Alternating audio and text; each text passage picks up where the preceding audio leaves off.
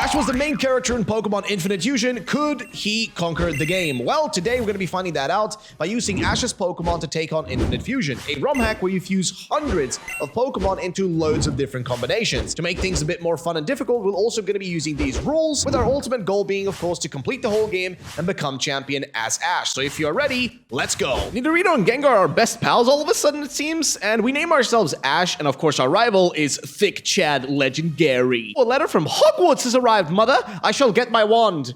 Oh wait, never mind. It's from the Pokemon League. And that goes right there. Okay, so time to choose a starter, and Oak, why do I always get one option? Like, did you not have anything else, you sleazy weirdo? Well, this is perfect though, as we do receive Pikachu, which of course is Ash's first Pokemon and starter. Gary then challenges us to an unfair battle against his Eevee and Umbreon fusion that we can't defeat because we're simply not Chad enough for Gary. I blame you, Pikachu. We run to Viridian City and pick up Oak's parcel. As a freebie, we also get a DNA Splicer, the item that you use to fuse two Pokemon together. But we only have one for now, so we'll have to wait a tiny bit later into the video. Oak hands us our Pokedex and some Pokeballs, and we're off on our adventure. Our first fusion encounter is Ratchi? It looks like a Chuck E. Cheese monstrosity. We run to Route 22, where we find our first battle against a trainer, a youngster who's using a Spargy, which honestly is a better bird than both Sparrow and Pidgey. Sorry, you peasants. And of course, next we find ourselves the first teammate to join us on this journey, a nice little Mankey, since Ash uses Primeape during his original journey in Kanto. Speaking of which, what is a Pokemon you guys think Ash should have owned on his journey? Let me know in the comment section down below. Then it's time to battle everyone's favorite Nokia lover, Blue. He's rocking the legendary Nokia 1110. What a legend. Nidoji is the first one out here, and we go for a Thundershock, as it should be weak to that, given that it is a Pidgey fusion. Then he throws in his unfriendly Monster Eevee, which we luckily get to paralyze after a few Thundershocks. But eventually Pikachu does fall to it, and we switch in Mankey that finishes the battle and lets us step on our competition. Oh, and it turns out that if we beat Gary on Route 22, it unlocks a secret zone on Route 1. So we head over there and pick up loads of nice freebies. Yes. On Route 2, we find ourselves a third member to join our team, a Hoot Hoot, given that Ash also catches a Noctowl, though his is shiny and ours is not.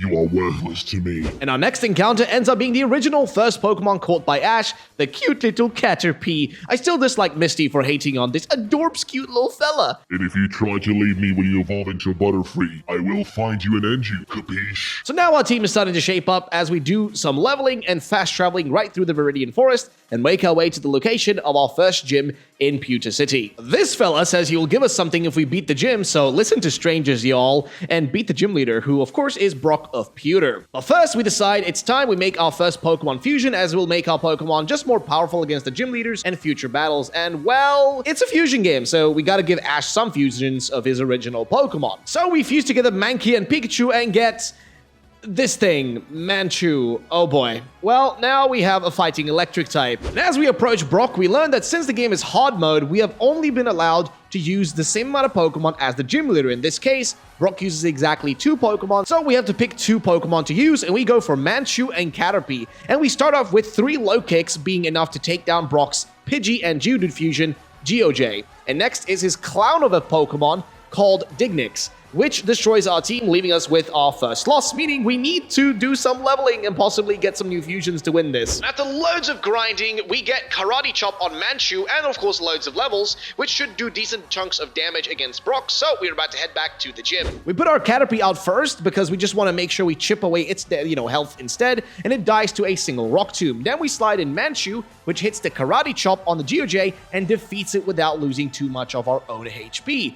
As for Dignix, we survive a Rock Tomb from it and hit it with a critical low kick, and the luck is on our side because Brock goes for a Rage instead of another Rock Tomb, which allows us to survive, only for us to finish off Brock with a final low slap to his schlong clown. So, ladies and gentlemen, Ash has earned his first gym badge on this journey. Talk to the fella again in front of the gym, who gives us an item for beating the gym leader, and we receive a black flute, which right about now we have no use for, so thanks for nothing, buddy. On our way to Mount Moon, our Caterpie evolves into a stiff boy Metapod. Mount Moon is in trouble from Prepare for Trouble, make it...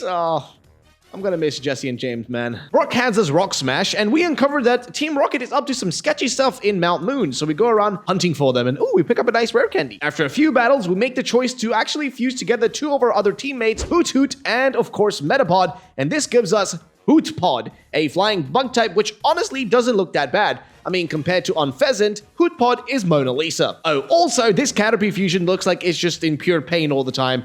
I'm sorry, buddy. Wait, never mind. We're about to actually see the most painful fusion in a minute. But first of all, what is Team Rocket up to? Almost looks like they want to fuse together 3 Pokemon.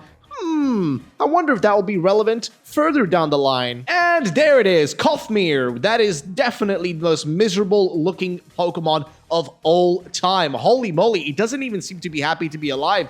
Poor thing. Well, guess we stop Team Rocket for now, so it's about time we take on the next Gym Leader challenge, which is going to be in Cerulean. So, our first attempt at beating Gary on the Nugget Bridge ends up being pure misery as we fully fall to Gary's Nidotto, which actually looks kind of cool. Now that we've hit that roadblock, what is there we can actually do? Well, there's only one thing to do, baby. We gotta level up. And guess what? In doing our leveling, our Hoot Pod is now a Hoot-free, baby. Let's go. This leveling is taking a long time. So we head to the Pokemon Center where one of Professor Oak's assistants is located. She tells us that if we do a total of 5 fusions, she will hand us a reward, which in this case will be the EXP share, which would be super useful. So we fuse and unfuse Hoot-free so many times that I think we may have caused it some brain damage. But hey, we got an EXP share, so it was worth it. We also unfuse our Mankey and Pikachu and head over to Cerulean City Gym, which is kept by Misty. We're only allowed 2 Pokemon, so Mankey and Pikachu it is. And we go up against Jigglydean, which we take down with a single Electro Ball from Pikachu, which by now, as you may have noticed, is about the same level as Misty's Pokemon, given that we unfused them. But also, by the way, this thingy, Jigglydean, just looks sick. Next is Odia, which is also a very awesome fusion of Oddish and Staryu that eats our Electro Ball like it's nothing and just heals itself using Mega Drain. Our second Electro Ball, though, is so much more powerful, and we even get the Paralysis, which allows us to finish this battle up and defeat Misty, receiving our second gym badge. And, hey, yo, Misty, hit me up sometime, shawty. Hey, get out of my gym, you weirdo. We head to the local hotel to get a quick nap and rest and discover one of the game's coolest features, the ability to do side quests that are found in the hotel. This lady wants us to show her a true Johto Pokemon. I'll show you one. Hoot-free, activate! Oh, she doesn't like fusions. Alright, we unfuse our friend and show her the Hoot, which completed the side quest, and she hands us a full restore. Not worth the effort, to be honest. But some of these quests will come in very handy much later into the game, as you can only receive a certain item from the people in the hotels. Alright, time to try battling Gary again. A Electro Ball from Pikachu takes his Nidotto down, but it's just shy of doing the job, as he forces us to switch in Butterfree, which does defeat it using Confusion after he, of course, heals up his Pokemon fully like a weakling. Man, he's sweaty. His Mantata is too strong, so we try to poison it before our Butterfree falls in battle, and then Pikachu instead finishes it with a Electro Ball. The Irion does defeat our friend Pikachu though, so we have to rely on Mankey to finish up this whole battle, going and taking down the Irion and Abra with Seismic Toss spam. There it is, we win the battle. Alright, now we cross the Nugget Bridge and we head over to Bill to get our ticket. And for some reason, he decided to fuse himself with a Pokemon again. My lord, it is disturbing. On Route 5, we capture a new teammate, in this case a Pidgey, and of course, he does have a Pidgeotto in the original series. I mean, I'm not a fan of these flying rats, but I'll take it for now. And right before we enter Vermilion City, our Hoot evolves into its final form, Noctowl! Alright, it's not that hype, but just roll with it. In Vermilion, we make sure to talk to this guy to receive an old rod, as we'll need one to fish for some water types, which Ash uses during his journey later on. Then it's time to get on the fancy SSN boat, and oh boy, I'm already being seasick. Ruffled! The boat hasn't even left yet! Shut up. And also, my name is Ash. Thank you very much. On the outside of the boat, we battle a guy with a Magicool, which, wow, look at those eyes. Shimmering in the night sky. Never mind, sorry. And we gotta find the Captain's key, which we do find, which allows us to enter the room where the Captain is located. Bonjour, Ash. Wait, Gary, since when are you French? Oui, oui, I'm le French. Oh. And so, our battle against Gary ensues, which we actually win pretty relatively easy here. And hey, look guys, the Captain is also seasick. I told you guys I wasn't lying. He hands us HM Cut, and we now just need a Pokemon that can use Cut, but since none of our boys are able to learn it, we will have to steal Jesse and James's Pokemon. Now that we get to the gym, we fuse our Butterfree and Pidgey together for a more powerful Pokemon, and after figuring out the game's puzzle, it's time to battle the third gym leader, Lieutenant Surge, who used to be a soldier, but now is an insignificant gym leader. This is a 3 versus 3 battle, so we use Mankey, Pikachu, and Noctowl for it, and we quickly come to regret our words and choices at this point, because Lieutenant Surge is freaking possible, okay, to actually defeat. I swear, after give or take about 5 or so tries, I just decided to throw in the towel and go out for a hike. And then I came back and just did loads of grinding against this hiker guy that I met on my way. And you see in Infinite Fusion, certain NPCs can be rebattled over and over again. So we keep embarrassing this guy in front of his girlfriend for the sake of that sweet experience points. Oh yeah, I love experience points. Oh, and lucky for us, our friend Butterg evolves into Butterotto. And I will point out, at this point, I forgot that Ash actually evolves his Pidgeotto into a Pidgeot right before it leaves him, and I totally forgot that, so I gave my Pidgeotto an Everstone and made sure to never let it evolve. I totally screwed myself over here and made my life more difficult for no reason whatsoever. I can't forget to mention Mankey also evolving into Primeape. So we fuse him back together with Pikachu to create Pika-Ape? A horrible creature. And so we head back to Surge, now that we are more powerful, and his Voltbite and Diglett fall to a Spark and Cross Chop from Pika-Ape, and then we have a Rybuzz that quick attacks us, but we hit it with a Cross Chop that defeats it and gives Ash the 3rd gym badge. At the Rock Tunnel, this fella teaches us Iron Tail for some chump change, and we go through the Rock Tunnel relatively quick to reach Lavender Town, where Gary is waiting to battle us inside of the Pokemon Tower. The battle again is relatively easy as we rely mostly on Pika-Ape to pummel through most of Gary's team. Afterwards, we notice that Team Rocket are kidnapping old men and taking them to the Pokemon Tower? Why are there so many ghosts here as well, yo? We say Yayit and leave that place to head towards Celadon City instead. And along the way, we run into Erika and hey, yo, you want to do nasty stuff in the sewers? Weird, but okay. Oh, you meant literally hunt for nasty Team Rocket grunts, I get. Gotcha. And guess what? We'd find actually Ash's gooeyest teammate down here, aka Grimer, or aka Muck, in case of Ash's anime team. So welcome to the team, you grimy f***. After some convoluted puzzles, in here we reach Giovanni and battle his team of broken Pokemon to demolish us, so back to the drawing board to figure out how we beat this fella. Now we find a lady on Route 8 that's really easy to battle and gives loads of free EXP to us, so we just keep battling her over and over again. And we fuse together Noctowl and Grimer to make them stronger together against Giovanni. Arnix is out first, and after a few Cross Chops and Iron Tails, it falls to Pika-Ape. Hound Khan destroys our poor Butterotto, so we put in Pika-Ape that survives on a low 1 HP, but since we have static, the enemy gets paralyzed, and now we just spam Spark, because we're also going to outspeed because he's paralyzed, but we spam Spark twice and take it down. Next is Ryras, which is a fusion of Rhyhorn and Lapras, which has the ground ice typing that is 2 times weak to our fighting type moves, so it falls after a single close combat to the face. Also, I would recommend to use the Showdown Fusion Calculator online that allows you to actually figure out the exact typing and weaknesses of each of the fusions in Infinite Fusion. I use the website especially for harder battles to figure out what I was up against. Next, we have the Erika battle on our hand, and damn, why does she have a female harem in here, yo? Her Exeggutor falls to Spark and Iron Tail, and for her Tangela Ape, it stands no chance against 2 quick Iron Tails as it hits the curb. As for the Vile Bell, well, that one hits us with a Bloody Sunny Day and Solar Beam, so we fall, but don't fear, we still have some backup. Butterotto comes in with the Bug Buzz spam, baby, and there we go. We've now gotten ourselves our 4th gym badge, and it's about time. Back at the Pokemon Tower, we run into a Haunter that we add to our team, given that Ash had a Haunter for a short while, as well as a Gengar Journey's journey. Also, is this what Dugtrio looks like when it dies? Not bad. Now that we have the Pokeflute, we go and do some quick blackjack. Yes, let's go. We're in Vegas, baby. Let's do this. Hey, we actually end up winning. Not bad. That's Snorlax. Alright, well, I didn't expect that to happen. So we capture Snorlax and add that big fella to our team. As we make our way to Fuchsia, we meet Koga's daughter as well, Janine, and our Haunter evolves into a Gengar as well. And this comes in perfectly as we decided to fuse together Snorlax and Gengar into the first ever Ghost Normal type. Shh. Nobody cares about you, Galarian Zora. Shut up. It's time to battle the Fuchsia City gym leader, Koga, a user of poison-type Pokemon. First, he has a Venomer that takes our boy Genlax out, so we switch in Moowl with the Air Slash to take him down. As for his Magna thing, it takes about 3 big old extra sensories to its big giant head, I guess, and dies, leaving 2 more Pokemon to go. Chinook the Chansey, a Muck fusion, is almost impossible to take down, but he switches in his Beether, which is a really sick Scyther and Beedrill fusion, but it can't handle our Air Slashes and falls, leaving only Muck left to go. and we use Pika 8 with the Thunderbolt. However, it survives on 1 HP, but Koga goes for a takedown, so it basically takes itself down in the process, giving us our 5th gym badge, taking us one step closer to the champion title. So we head to the hotel for some quick rest, and oh, looks like somebody lost their Chansey. I wonder if we'll ever figure out who it was. Janine gives us HM strength, and now it's time for Saffron City. First, we use that old rod we got earlier in the game to get ourselves a Krabby, which would eventually be super useful as a Kingler. Oh, and it looks like this guy wants me to kick his Rhyhorn to the beach, so I spent about 5 minutes just kicking a giant Pokemon across the map. And there it is, Saffron City. We head to Silph Co right off the bat and start exploring inside. After rescuing some workers, we receive a free Lapras, and we instantly fuse it with our Kingler to make this thing. Then it's time for another battle against Gary, who decided that battling me right as I'm about to dismantle a criminal organization is a good idea.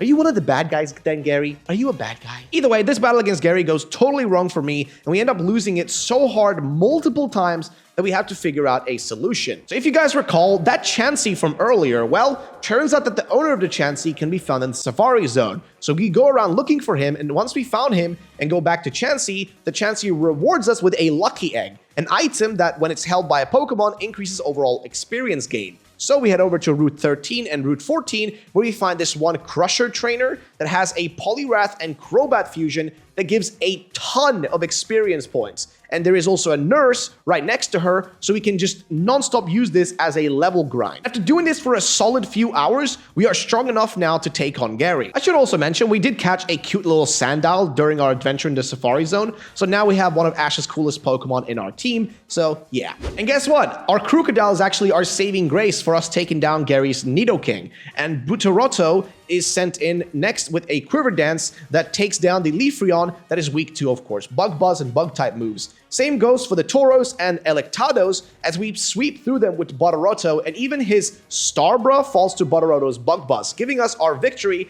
And now that Gary is done for, we defeat Giovanni with Gary's help, and it's about time we take on Sabrina of the Saffron City Gym. First, the chairman of the, I guess, Silph Co Corporation gives us a free Gen 2 starter, and we go for the Cyndaquil because the other two options aren't as useful given that Totodile doesn't evolve even, and also I feel like Quilava and a fire type is better to have on our team rather than anything else. So we fuse it right away with Crocodile to create this fire dark type monster. All right, Sabrina, it's just you and 2 other fellas that stand between me and fusion glory, so let's go. Take her High Mind down with a single crunch and manage to get a single foul play off on her second Pokemon before our Cyndaquil falls. But Pika Ape comes in with the spark, leaving her on only 2 left. Then there is a Gengar Kazama, which is confusing name, but that falls to a Shadow Ball from Genlax, and Esrion is defeated by the use of multiple air slashes. And there it is, we have 6 gym badges, meaning we only have 2 to go. We surf over to Cinnabar Island and find Blaine inside of the Pokemon Mansion preparing the annual Play Pokegirls party.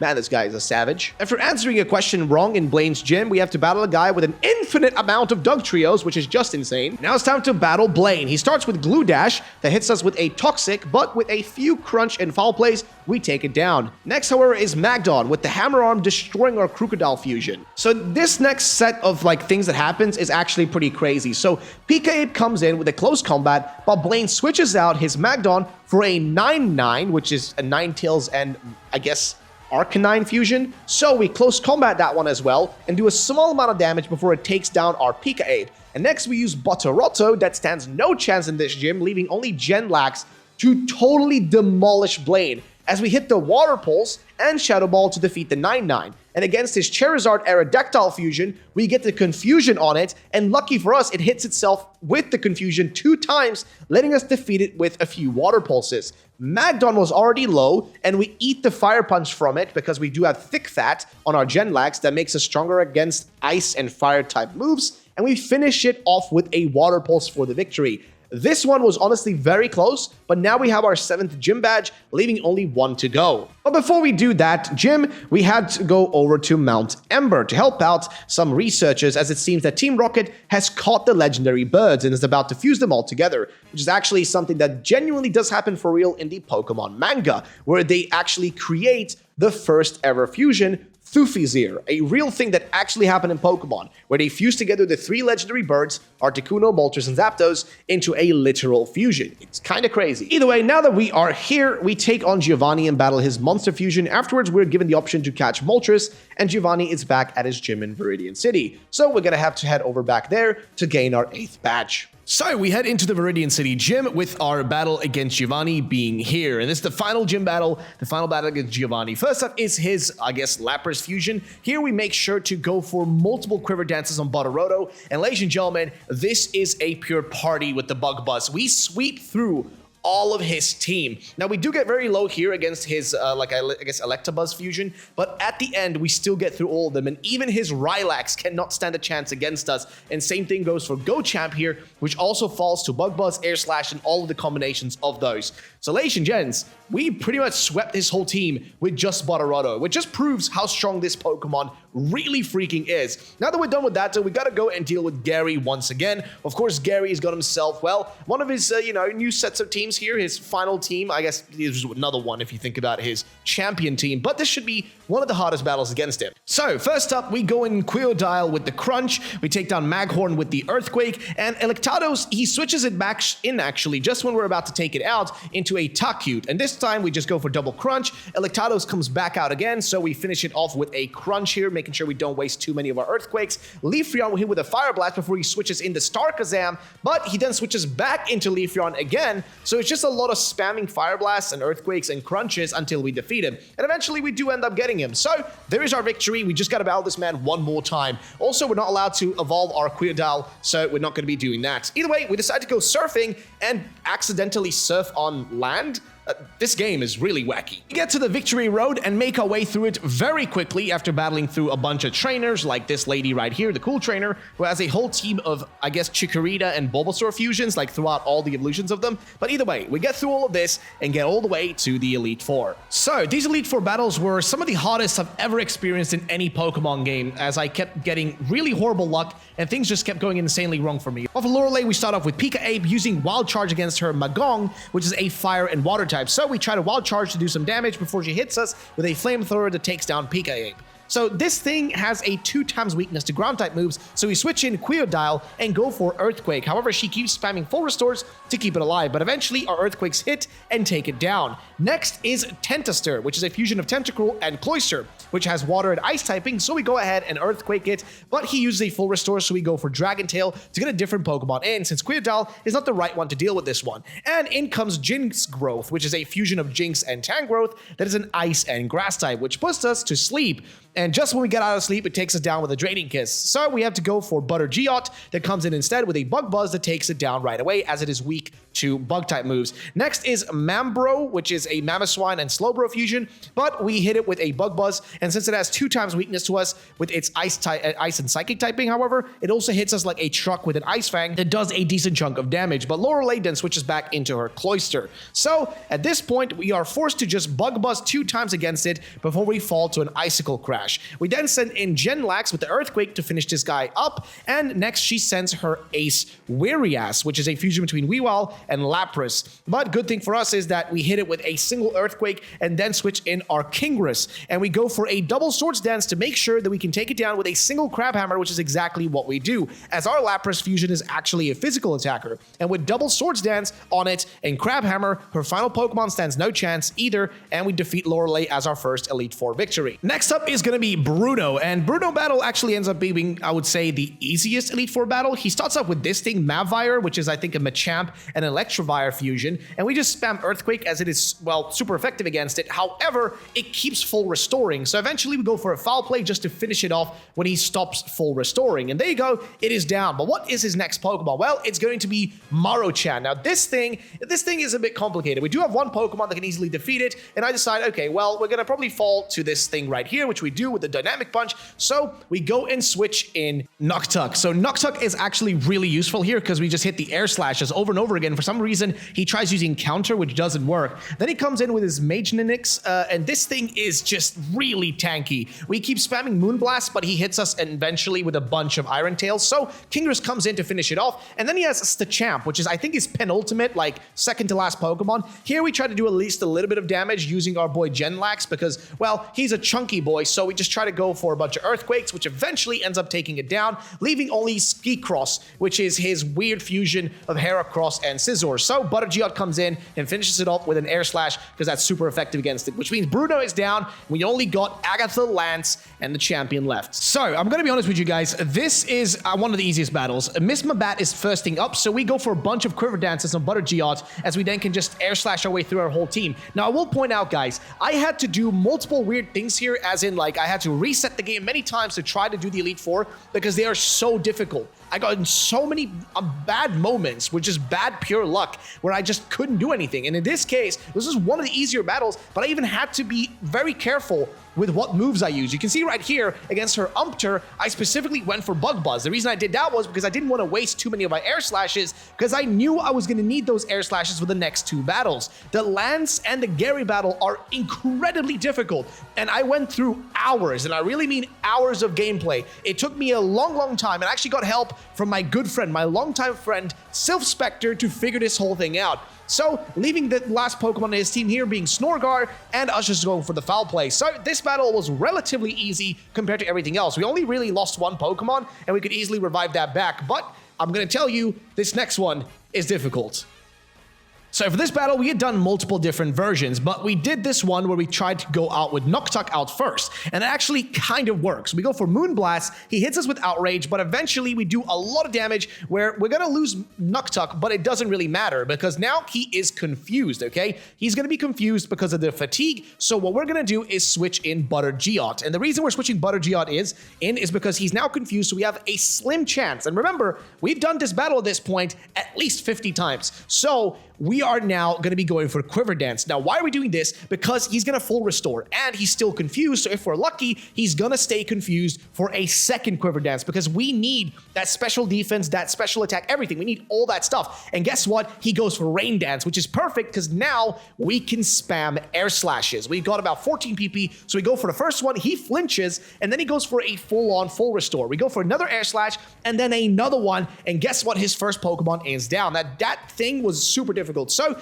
next up is actually Togenite. This thing is incredible, but we get the flinch, and the second hit is critical and takes it down. I'm telling you guys, this may look easy, but this was genuinely multiple attempts with this exact same team, multiple attempts until we got it actually to work. This thing though, Tyrannodactyl, which is a Tyranitar and Aerodactyl fusion, is just horrible to deal with. This thing is incredibly powerful, and we don't really have any moves on this thing that can take it down. So we just try to go for a few Air Slashes, hoping we do enough damage just to slow it down, right? Just to slow it down, and we actually managed to flinch it here, which is pure luck. Again, we just get really lucky here, and I'm telling you, we did a lot of times this battle, so we actually missed a lot of other times before that. He goes for Brave Bird, but that's actually good for us because now he's low HP. So we have a situation we don't really know what to switch in, but here's the best choice. If we switch in Genlax, guess what? This thing, you know, is much more bulky, so we can actually take a few hits. We don't really want to waste Kingris just yet, because, I mean, we should go in with Kingris because he has Surf and stuff, and this, you know, Tyranitar fusion thingy is weak against that. So we decide to go with Pika Ape, as suggested by our friend Silph Spectre. And at this point, I'm thinking, okay, what move do we go for? I guess, you know, we have a few different options because this thing is just too powerful. So I guess Close Combat would be the best choice. And as it's such a low amount of health, it should be able to defeat it. However, it doesn't end up happening. It goes for Brave Bird, but luckily that Brave Bird takes itself out. So it literally defeats itself at that point, which is good for us. However, we do not know what the next Pokemon is going to be. So we send out Genlax, and that ends up being kind of a mistake, but not at the same time, as Genlax has actually got Earthquake, which is effective against this Typhonir, which is basically a Dragoneer and Typhlosion fusion. However, we get burned. Yes, I think it goes for a Will-O-Wisp here, which actually takes down, like, the amount of damage we do with the physical moves at this point just doesn't really matter. We just don't do as much damage anymore. So he actually switches out into his Porydraw here, which is kind of a good thing for us. Like, this choice here was perfect for us.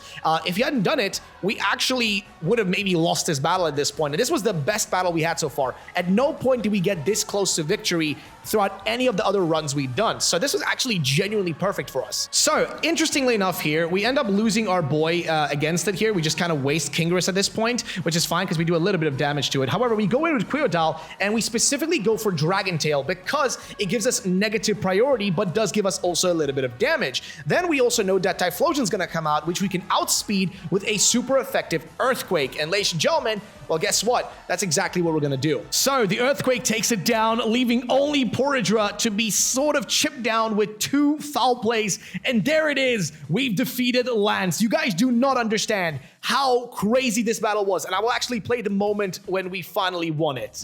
Oh my God, Silph, I can't believe oh my freaking God, dude. That took so long.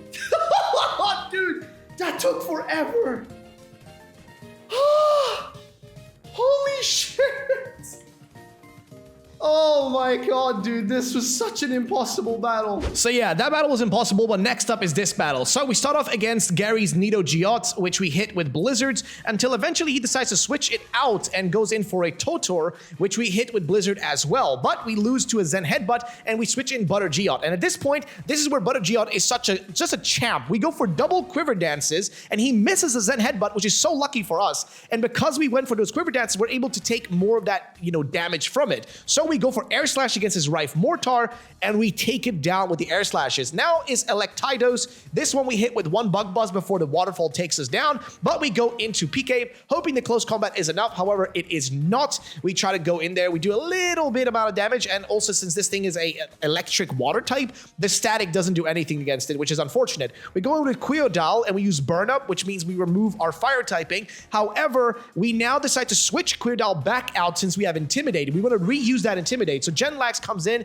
and just spams Strength here, which is the strongest thing we have against a Nido Geot. Like, it's the strongest thing we have. And he hits us with the Earthquake too, which does a lot of damage. And we kind of missed a Shadow Ball, so we were in a really bad situation here. However, we do outspeed though, so our outsped Foul Play takes it down. Starkazam is the penultimate Pokemon. We go for a Foul Play, which takes it down to very low HP. However, the Surf comes in and we're down to only Noctuck. We are though super lucky here because we're able to actually take it out with a Air Slash. And finally, there is only Leafeon, the Umbreon and Leafeon fusion. This thing for some reason keeps spamming Last Resort, so we're able to defeat it. Literally, this is just bugged out. I don't know what's wrong with it. It only used 1 Leaf Blade and everything else was just Last Resort.